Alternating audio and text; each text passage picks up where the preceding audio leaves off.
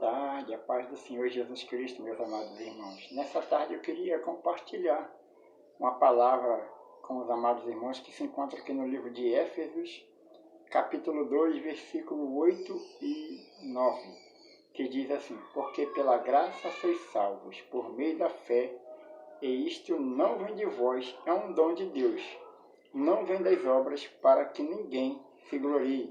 E no versículo 10 diz: porque somos feitura sua, criados em Cristo Jesus para as boas obras, as quais Deus preparou para que andássemos nela. Agora lá no livro de Romanos, capítulo 6, versículo 1 vai dizer assim: que diremos, pois, permaneceremos no pecado para que a graça seja mais abundante? De modo nenhum. Nós que estamos mortos para o pecado, como viveremos ainda nele? Ou não sabeis que todos quantos fomos batizados em Jesus Cristo, fomos batizados na sua morte, de sorte que fomos sepultados com ele pelo batismo da morte, para que, como Cristo ressuscitou dos mortos pela glória do Pai, assim andemos nós também em novidade de vida.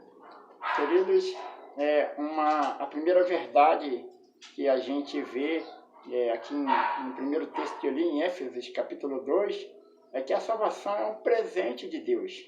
É algo que a gente recebeu por meio da fé. É algo que não vem de nós. É um dom de Deus, é um presente de Deus. Não vem de obra nenhuma para que nenhum ser humano nessa terra venha se gloriar. Aqui mesmo em Efésios, capítulo 2, versículo 1, vai dizer que nós fomos chamados, ou melhor, Ele nos deu vida quando nós estávamos mortos nos nossos deleites e pecados. Então, a nossa realidade era essa: mortos nos deleites e pecados da vida.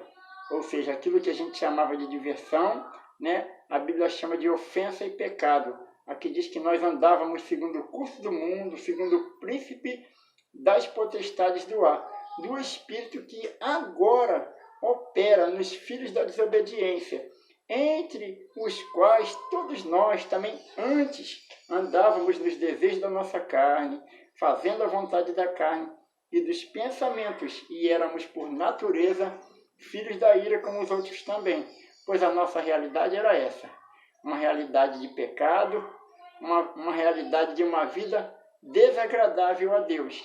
Mas Deus, que é riquíssimo em misericórdia, diz o versículo 4 do capítulo 2, pelo seu muito amor com que nos amou, estando nós ainda mortos em nossas ofensas, nos vivificou, nos deu vida juntamente com Cristo, pela graça sois salvos. Então, é preciso que isso fique muito claro.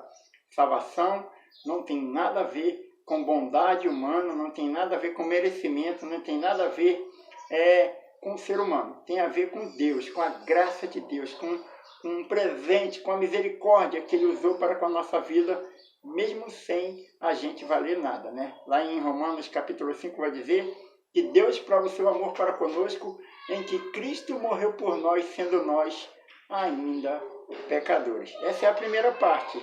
A segunda parte é que nós, no versículo 10, vai dizer que nós somos feitura sua, nós fomos criados em Jesus Cristo para as boas obras.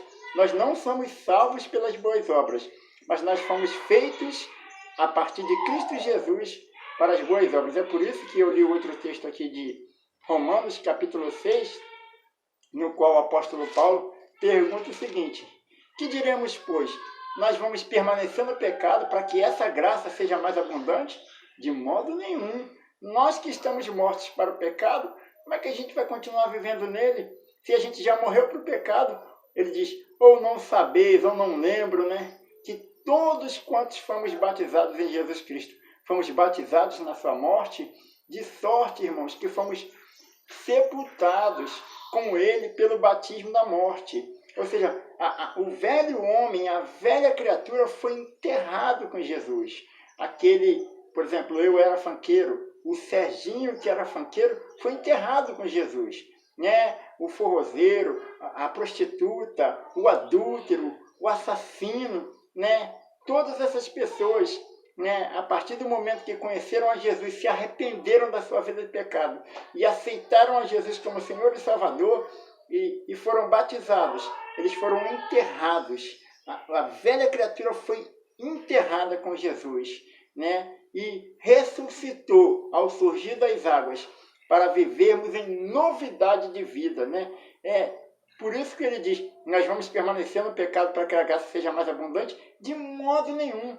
Nós estamos mortos para o pecado. Então, como viveremos ainda nele, né? Ele diz aqui no versículo 11, assim também considerai-vos como mortos para o pecado, mas vivos para Deus em Cristo Jesus, o nosso Senhor. É por isso que a gente não pode admitir, aceitar, né, que se faça da graça libertinagem, que use esse nome de graça para viver de qualquer maneira, porque quem está debaixo da graça está debaixo da oportunidade, por meio de Cristo, de viver em novidade de vida. Não é possível uma pessoa que diz que nasceu de novo continuar vivendo a vida velha. Porque se você nasceu de novo, você é uma nova criatura. Se você realmente está em Cristo, Cristo está em você. Já não vivo mais eu, disse o apóstolo Paulo, mas Cristo vive em mim. É Cristo que vive em você? Ou será que você ainda continua vivendo? É o Senhor quem tem governado a sua vida? Ou será que você ainda continua governando a sua própria vida? Porque a vida de pecado é o resultado de uma vida velha que não tem nada a ver com aqueles que experimentaram um novo nascimento em Cristo. Mas o novo nascimento em Cristo é a certeza de que morremos com Cristo e ressuscitamos para viver em novidade de vida, para vivermos uma vida agradável a Deus, frutífera e cheia de